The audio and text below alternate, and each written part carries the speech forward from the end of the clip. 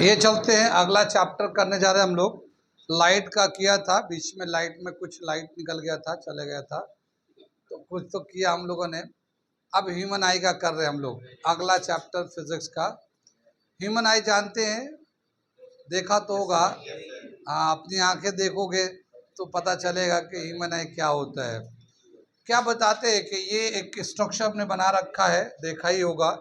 ये जो ह्यूमन आई का ये जो लेंस होता है, ये बेसिकली एक जेली लाइक स्ट्रक्चर होता है, फाइबर एंड जेली से बना हुआ एक ये स्ट्रक्चर है, जिसका जो शेप है वो कॉन्वेक्स लेंस की तरह है। कौन सा लेंस है ये? कॉन्वेक्स लेंस की तरह है, कन्वर्जिंग लेंस होता है ये बताया था। जो लेंस है ये फाइबर जेली लाइक स्ट्रक्चर है, ये इसका जो शेप है कॉन्वेक्स लेंस की तरह है। कॉन्वेक्स लेंस एक कन्वर्जिंग लेंस होता है, जिधर से भी लाइट आएगा वो एक जगह कन्वर्ज होगा।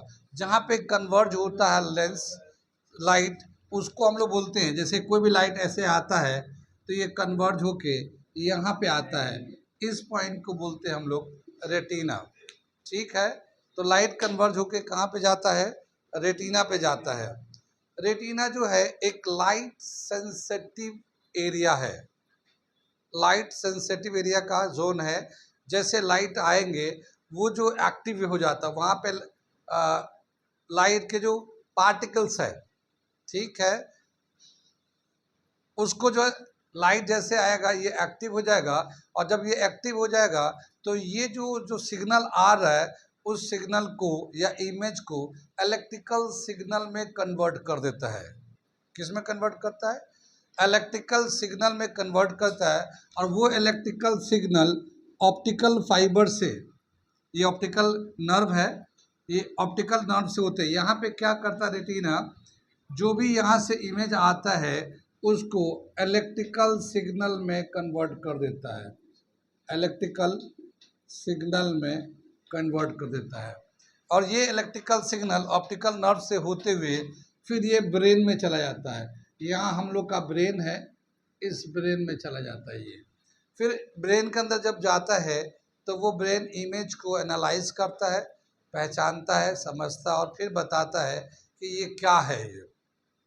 तो इस तरह से यहाँ से एक पीछे का स्ट्रक्चर दे रखा है। ये जो लेंस है, ये जो आई है, इसका जो डायमीटर दे रखा है, ये स्फेरिकल टाइप का शेप होता है, तो डायमीटर ऑफ ह्यूमन आई दे रखा है, डायमीटर ऑफ ह्यूमन आई ये दे रखा है 2.3 सेंटीमीटर, ये डायमीटर दे रखा है, रेडियस इसका आधा होता है।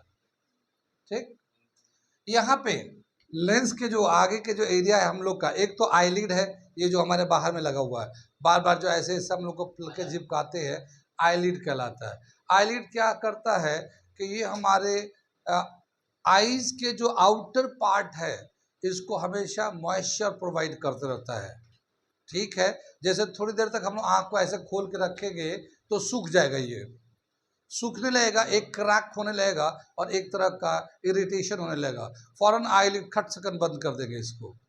तो वो फिर जैसे आएगा वो एक मॉइस्चर लेके आएगा और सारे डस्ट जो भी है ना उस डस्ट को हटा देता है। यानी जस्ट लाइक ये वाइपर का काम करता है, सारे डस्ट को हटाता रहता है, मॉइस्चर प्रोवाइड करता रहता है। और आई का जो अपर सरफेस है उसको मॉइस्चर प्रोवाइड करके सेफ रखता है, वरना ज़्यादा देर तक खोल के छोड़ देंगे ऐसे तो वो ड्राई होकर सूखने लगेगा, प्रॉब्लम आ जाएगा। इसके प्रॉब्लम, इसके आउटर पार्ट, जो आँख का जो आउटर पार्ट है जो बाहर से दिखता है बिल्कुल, वो जो आउटर पार्ट है वो कॉर्निया कहलाता है। ये आउटर जो ग्रीन से हमने दिखाया है यहाँ पे, ये पूरा कवर करके रखता है ये। ठीक है, ये एक प्रोटेक्टिंग लेयर है, साथ ही लाइट जो है इससे होते हुए अंदर जाता है, तो लाइट को इंटर होने देता है कॉर्निया। यहाँ पे इसके जस्ट पीछे हमने ब्लैक कलर का ये दिखाया, ये ब्लैक कलर का, ये हमारा, इसको बोलते हैं आयरिस। ये जो ब्लैक कलर है इसको बोलते हैं आयरिस। आयरिस क्या है? ये जो यहाँ पे पीपल है, ये एक छोटा सा एरिया है, इसका ओपनिंग एंड क्लोजिंग को मेंटेन करता आयरिस। इसको कितना खुलना है, बंद होना है, कम खुलना है, ज़्यादा खुलना है, वो आयरिस जो है ना उसको मेंटेन करता है। किसका? पीपल के ओपनिंग एंड क्लोजिंग को मेंटेन करता है, एपर्चर को मेंटेन करता है। क्या मतलब हुआ इसका?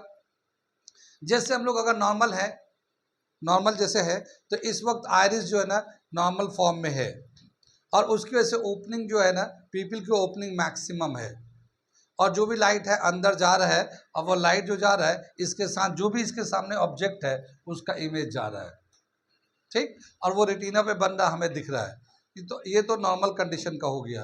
मान लो हम लोग सनलाइट में, जैसे हम लोग यहाँ से निकलेंगे, बाहर निकलेंगे, धूप बहुत तेज है, तो जब धूप बहुत तेज होगा तो हम लोग की आंखें कैसे हो जाएंगे, अरे यार बड़ी धूप है आज, ये जो ऐसे ऐसे कर रहा है ना, ये आयरिस उसको कॉन्ट्रैक्ट कर देता है और पीपल को छोटा कर देता है, उसकी ओपनिंग को छोटा कर देता है ताकि कम लाइट अंदर जाए, जितना ज़रूरत है उतनी लाइट जाए, उसी के हिसाब से हमारी आंखें का जो वो है ना आयरिस छोटा हो जाता है, पीपल को एरिया को छोटा कर देता है, ठीक।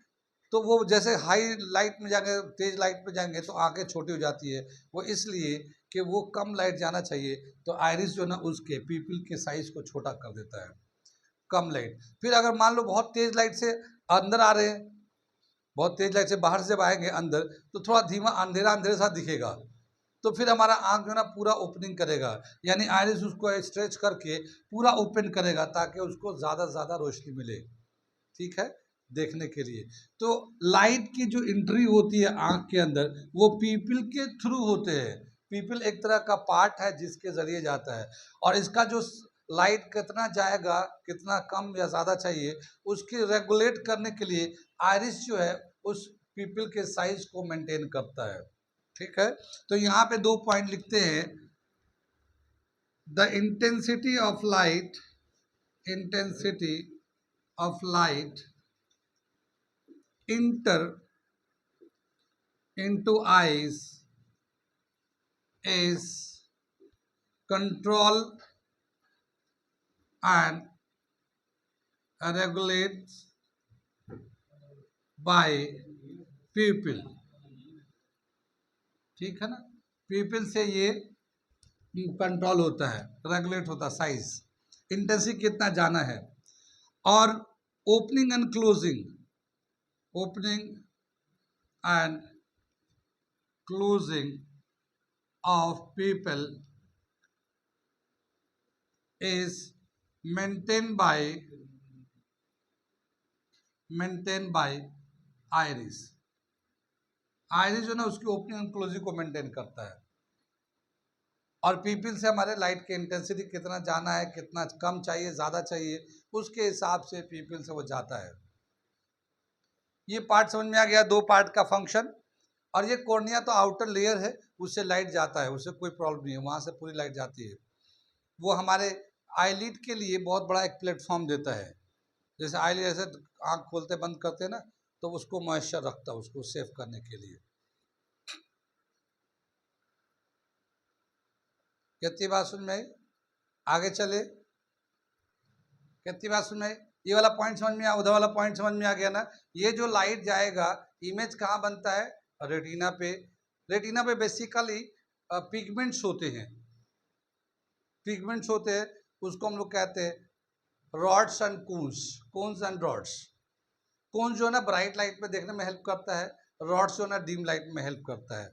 जो लाइट जाता है उसकी वजह से वो जो पिगमेंट्स एक्टिवेट हो जाते हैं और फिर एक सिग्नल बनाते हैं, इलेक्ट्रिकल सिग्नल कहलाता है।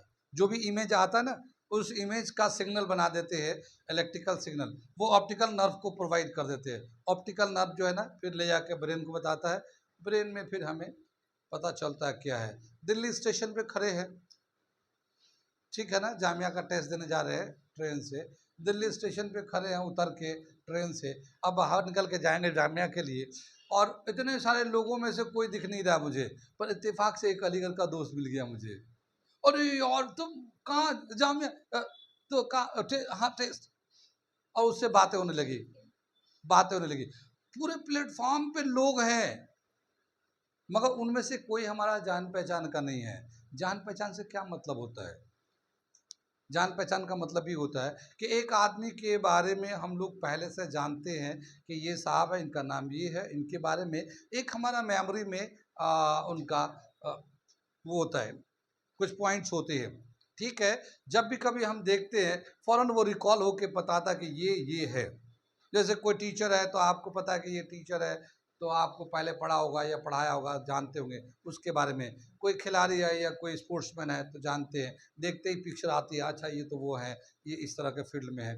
तो इस तरह से क्या होता है, एक पहले से आइडिया दिमाग के अंदर है। जब हम किसी भी चीज़ को देखते हैं तभी हमें पता चलता है, अगर पहले से पहचान में है तो वो मेमोरी में जाता, मेमोरी बताता है कि ये चीज़ है। अगर बिल्कुल नई चीज़ है तो उसके बारे में कोई इन्फॉर्मेशन नहीं होगा और आपको पता भी नहीं चलेगा क्या चीज़ है वो। ठीक है, तो ये मेमोरी में जाएगा ऑप्टिकल नर्व से, फिर पता चलेगा कि ये है क्या चीज़। कोई भी चीज़ सामने जो आँख के सामने आ रहा है वो है क्या चीज़, वो समझ में आएगा।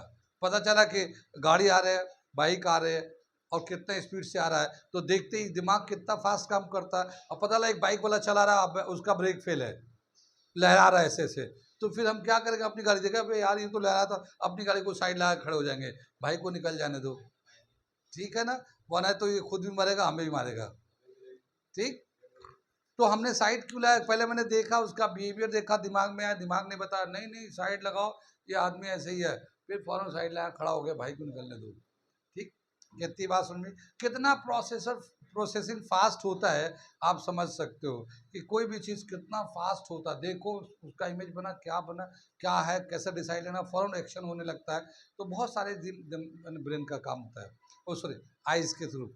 दुनिया के रंगारंगी को हम लोग देख रहे हैं इन्हीं आँखों से, रंग बिरंगी दुनिया को देख रहे हैं इन्हीं आँखों से। ये आँखें तो बहुत अनमोल है, ठीक है, ये आँखें बहुत अनमोल है, और मगर क्या है कि ये आँखें भी मोहताज है किसके, लाइट की। ठीक है, आँखें मोहताज है किसके, लाइट की। जैसे हम लोग यहाँ पे बैठे हुए हैं और मान लो ये क्लास चल रहा है और रात के 8 बज रहे हैं, लाइट चली गई, इन्वर्टर नहीं है, ठीक है, तो सब कुछ लिखा हुआ है, सब कोई है, टीचर भी है, लिखा हुआ भी है, और आप भी है, आपकी आंखें भी है, मगर दिखाई नहीं दे रहा होगा, क्यों, क्योंकि लाइट चली गई। ठीक है, यानी लाइट अगर है तो आंखें काम कर रही हैं, अगर लाइट नहीं होगा तो फिर ये हमारे आंखें भी, इतना इम्पोर्टेंट पार्ट होने के बाद भी ये किसी काम के नहीं है। हम लोग जिंदा किसकी वजह से हैं, हवा की वजह से, ऑक्सीजन। ठीक है, ऑक्सीजन कहाँ है, यहीं पे है, ठीक है, एटमॉस्फेयर में है। यानी हमारी जो ज़िंदगी है और हमारे जो बॉडी के जो पार्ट्स हैं बहुत इम्पोर्टेंट पार्ट है, मगर अकेला वो भी काम नहीं कर सकते, उनको हमारे सराउंडिंग पे डिपेंड करना पड़ता है। और वो सारी चीज़ें जो हमारे ज़िंदा रहने के लिए ज़रूरी है ऊपर वाले ने दे रखा है। अब ऑक्सीजन को देखते भी नहीं है मगर उसके बिना जी भी नहीं सकते। ठीक है, ऑक्सीजन को देखा है किसी ने, है? नहीं तो देखा, हाँ सिलेंडर जरूर देखा था, सिलेंडर लेके भागा भागी हो रही थी अभी कोरोना में तो, ठीक है, मगर फिर भी ऑक्सीजन को देखा तो नहीं है, मगर उसके बिना एक पल भी जी नहीं सकते, क्योंकि नाक बंद करेंगे और सांस दम तोड़ जाएंगे। है? कुछ कह रहे आप, आगे चले, आगे दे रखा है इसमें, अगला जो टॉपिक दे रखा है वो हम बताने जा रहे हैं। ये आंख समझ में आ गया, इसके अंदर और भी, इसके अंदर और भी बहुत सारे स्ट्रक्चर है, कंपोनेंट है, बायोलॉजिकल स्ट्रक्चर है। ठीक है, हम तो ये फिजिक्स के टर्म में सिर्फ बता रहे हैं, इसका बायोलॉजिकल स्ट्रक्चर, इसके बारे में लोग डॉक्टर बनते हो, ऑप्थो के आँख के डॉक्टर होते हैं, एमबीबीएस करते हैं इसके आँख के बारे में सिर्फ, ईएनटी, ठीक है ना, आँख कान और नाक के डॉक्टर बनते हैं, बहुत इसके अंदर बहुत सारी चीज़ें हैं। ठीक है, तो वैसे हम लोग नहीं, हम लोग फिजिक्स के टर्म में सिर्फ देख रहे हैं हम लोग। अगला जो टॉपिक दे रखा है वो है power of accommodation, power of accommodation.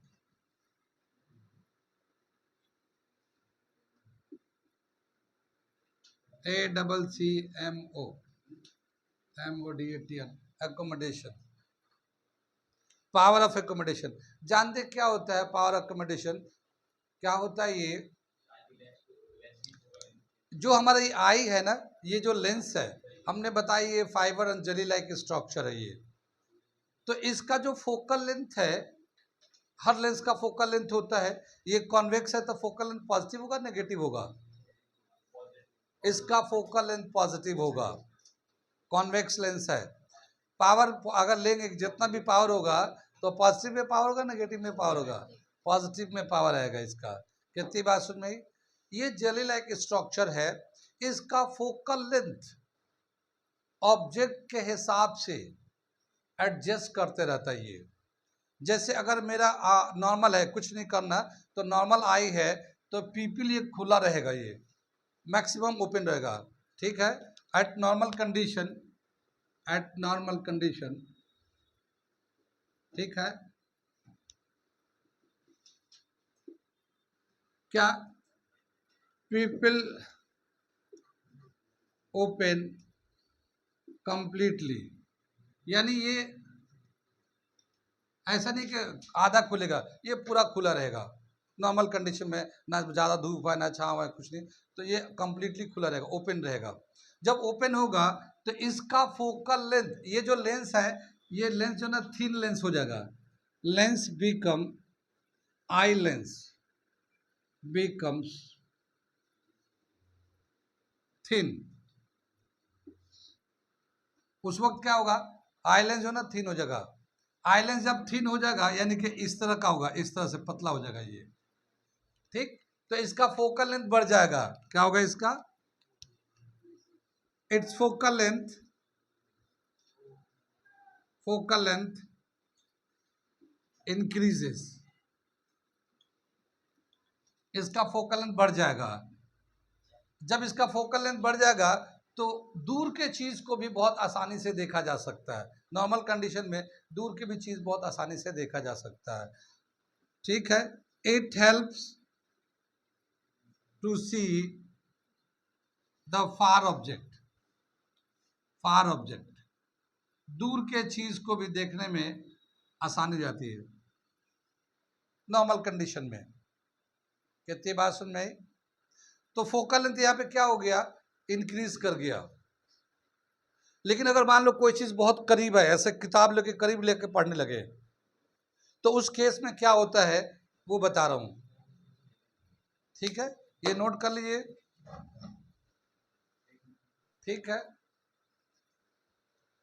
Normal condition में ओपन होता है, ये पीपल पूरा ओपन होगा, और जब ओपन होगा रिलैक्स में होगा, लेंस थिन हो जाएगा, फोकल लेंथ बढ़ जाएगा। फोकल लेंथ बढ़ जाएगा, दूर की चीज भी आसानी से दिख सकता है, कोई प्रॉब्लम नहीं आएगा। लेकिन क्या होता है अगर ऑब्जेक्ट बहुत करीब हो,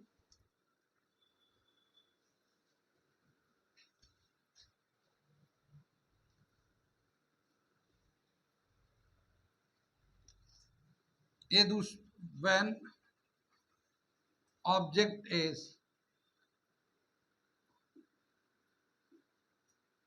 is close, very close, ठीक है ना। जब ऑब्जेक्ट करीब आ जाएगा तो इसमें क्या होगा, ये आइरिस जो है, ठीक है, इसका खींचेगा, यहाँ पे साथ ही ये सिलियरी मसल्स कहलाते हैं, सिलियरी मसल्स कहलाते हैं। ये हमारा जो आंख जो है ना, एक बॉल की तरह, यहाँ पे एक आई बॉल है, ये हड्डियों का एक बॉक्स है, उसमें ये सेट है। ये आंख जो है एक हड्डी का, यहाँ पे ये हड्डी का पूरा पार्ट है, इसमें हमारे आंखें सेट है ये। लेकिन जो अटैच है ये सिलेरी मसल से अटैच है। अब ये क्या करेगा, अगर ऑब्जेक्ट बहुत करीब आ गया तो नॉर्मल कंडीशन में नहीं दिखेगा, तो ये क्या करता है, इसको सिलियरी मसल्स इस तरह से कॉन्टैक्ट करता है, कॉन्ट्रैक्ट करता है कि ये जो लेंस है वो ठीक हो जाए, यानी इतना बड़ा था ना तो वो ठीक हो के इतना मोटा हो जाए, ऐसे ऐसे हो जाए। जब वैसे हो जाएगा तो फोकल लेंथ छोटा हो जाएगा, फोकल लेंथ छोटा हो जाएगा तो करीब के चीज देखने में हेल्प मिलेगा, ठीक है। तो क्या बताया, when object is very close the eye lens becomes thicker, thicker हो जाएगा, focal length decreases, focal length of I decreases, यहाँ पे आंख का जो फोकल लेंथ है घट जाता है, ठीक। आंख का फोकल लेंथ घट जाता है। It helps to see the near object. तो क्या होगा, ये आंख का जो करीब का ऑब्जेक्ट था उसको देखने में हेल्प करता है। यहाँ से एक सवाल पहले किसी टाइम में पूछ चुका है कि अगर नॉर्मल कंडीशन होगा तो उस वक्त फोकल लेंस का, आई लेंस का बढ़ जाता है, घट जाता है, उतना ही रहता है। ठीक है, नॉर्मल कंडीशन में फोकल लेंथ क्या होगा, बढ़ जाता है फोकल लेंथ। लेंस थिन होता है, ठीक होता है, नो चेंज आता है। ऐसे भी सवाल पूछा गया, बहुत ही बारीकी से पूछा है। ठीक है, नॉर्मल कंडीशन में जब वो रहता है तो फोकल लेंथ थिन हो जाता है, सॉरी लेंस थिन हो जाता है, फोकल लेंथ बढ़ जाता है, दूर के चीज़ को देखना आसान हो जाता है। और जब करीब हो जाता है तो वो कॉन्ट्रैक्ट करके लेंस को थिक कर देता है, फोकल लेंथ को रिड्यूस कर देता है, और वो फोकल लेंथ के रेस्पेक्ट में ऑब्जेक्ट को देखना आसान हो जाता है। तो करीब के चीज़ भी देख लेते हैं हम लोग। ये जो फोकल लेंथ बढ़ रहा है, घट रहा है, और ये जो सिलियरी मसल्स है और ये दूसरे जो पार्ट है ये इन्वॉल्व होते हैं, इसी को पावर ऑफ एकोमोडेशन कहते हैं। इसी को पावर ऑफ एकोमोडेशन कहते हैं। पावर ऑफ एकोमोडेशन का मतलब दे रखा है the ability of lens, eye lens, to change its focal length to focus the object on object to see the object. यानी ये अपने फोकल लेंथ को चेंज करके ऑब्जेक्ट पे फोकस करता है और चीज़ को देखने में हेल्प करता है। यही पावर जो है हमारा पावर ऑफ एकोमोडेशन का नाम से जाने जाते हैं। मैं पावर ऑफ एकोमोडेशन का एक छोटा सा डेफिनेशन लिखता हूँ, इतनी बात समझ में आ गई। Power of accommodation,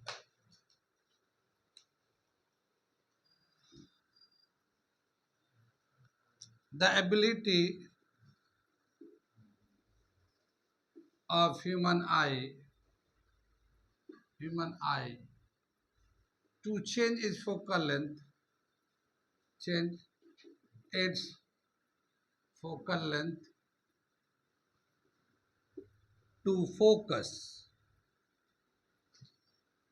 on object to see it clearly, to see it clearly is known as power of accommodation।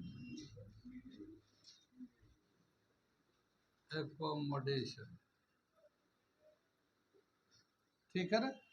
ये आँख के जो फोकल लेंथ चेंज होता है, ये आँख की एबिलिटी है, और चेंज कर करके करीब के दूर के चीज़ों को देखने में हेल्प करता है। साइड की भी चीज़ों को भी देखने में ऐसे ऐसे भी हिलाते। सिलियरी मसल्स देखा है, कभी ऊपर देखते हैं, कभी लेफ्ट देख लिया, कभी राइट देख लिया, ऐसे ऐसे ऐसे आंखों को घुमाते रहते हैं।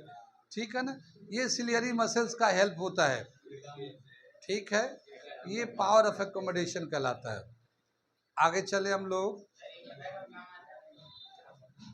किसी चीज़ को देखना होता है, जब भी किसी चीज़ को देखते हैं हम लोग,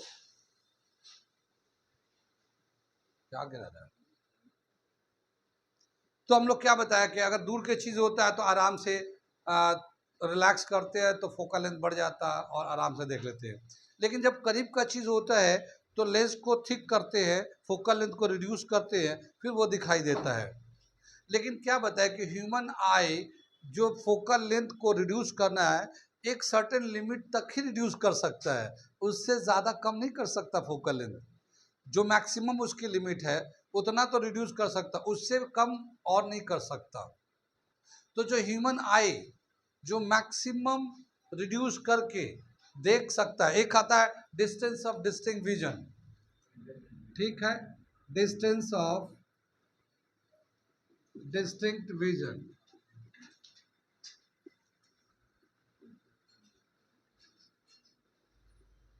ठीक है ना, डिस्टेंस ऑफ डिस्टिंक्ट विजन।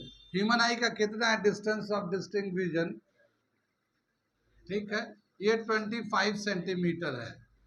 ठीक है, क्या मतलब हुआ डिस्टेंस ऑफ डिस्टिंक्ट विजन का, कि अगर 25 सेंटीमीटर के दूरी पे अगर किसी चीज़ को रख के पढ़ें तो आपके यहाँ पे यानी कि सर में कोई खिंचाव तनाव नहीं होगा।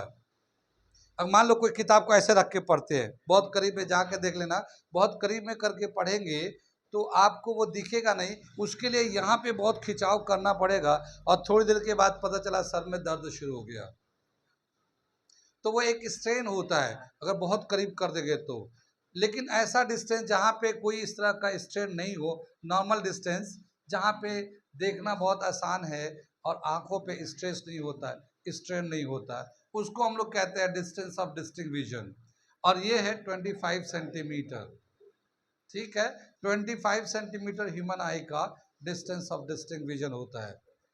इससे अगर हम लोग चाहें तो पावर ऑफ लेंस निकाल सकते हैं, डिस्टेंस ऑफ डिस्टिंक्ट विजन, क्योंकि जहां पे रखेंगे उसी के हिसाब से इमेज जो है ना इधर जाके बनेगा।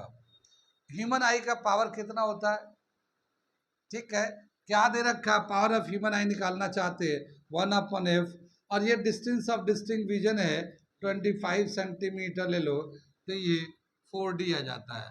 तो ह्यूमन आई का जो पावर होता है 4D होता है, जो स्टैंडर्ड पावर है। इससे थोड़ा कम भी होता है, ज़्यादा भी होते रहता है, क्योंकि फोकल लेंथ बदलता रहता है।